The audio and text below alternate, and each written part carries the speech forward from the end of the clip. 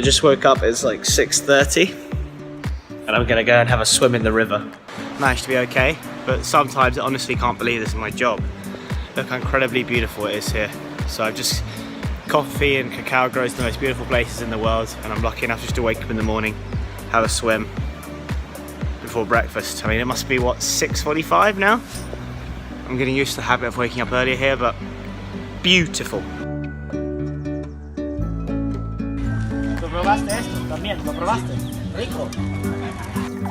Cacao beans grow inside vibrant cacao pods, which grow on tree trunks. They look like this.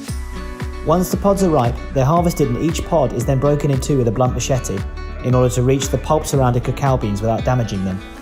After harvesting and sorting, it's ready for the next stage, processing, starting with fermentation. So what we're currently doing is we're evaluating the temperature of the fermented cacao. So it's been left here fermenting 2 days, and it's approximately 40 degrees. And temperature is important because it indicates the level of fermentation. Additionally, these producers move the cacao from one fermentation box, or sweat box, to another every 24 hours in order to regulate temperature as part of a process termed turning, which involves a great deal of precision and skill. At specific intervals, we review the degree of fermentation with a cut test to investigate whether it's ready or not for the drying phase, another crucial step in the enhancement of cacao flavour. So after the chocolate or the cacao has been fermenting for around 5 days in the different levels, as we've previously seen, they now bring it out to dry into the sun on these raised beds. And there's a strict protocol for the time in which it's dried, a certain amount of hours per day, put in the shade, back inside. Now they're rotating the cacao as they've been instructed by their buyers. Initially they rotate the beans every half hour, later on every hour, and eventually every 2 hours. After drying, another cut test is performed to make sure the beans are ready for processing. This test is extremely important. It allows producers and buyers to evaluate raw cacao based on its natural attributes and on the effectiveness of the producer's processing methods. Typically, a sample size of 100 grams of beans is used. This cut test is based on overall colour, texture and volume.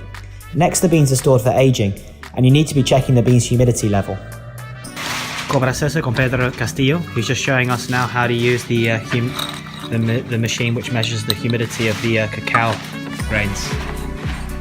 So we put the cacao on the top, he's screwed it up, he's then pressed test, and it has a humidity of around 6.6%. 6.6. 6.6. ¿Y qué nivel queremos? 6.5. And what we're aiming for is 6.5.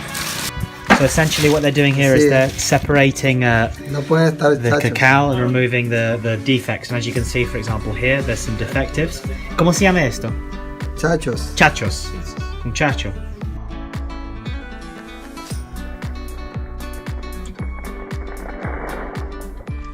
Here we're visiting a group of smallholder producers in Pico Bonito to spend an hour or so discussing how they can boost the value of their cacao and increase profitability.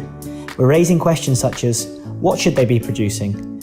Cacao pods, dried cacao beans, or chocolate bars? And what market should they be looking to? So with the chocolate bar manufacturer, COPRACAJUL, this is a group of smallholder farmers here in La Ceiba in Honduras. This particular bar is 70% cacao. We just spent the last hour chatting with them about how they can realise and attain more value as producers. So we're looking along the value chain, seeing whether they should be selling the cacao pods, whether they should be selling refined products such as this, whether they should be looking for specialty or luxury markets, and it's been a very productive call. We're going to have a taste some. Thanks everyone, I hope you enjoyed that video. If you want to see more, please hit subscribe down below.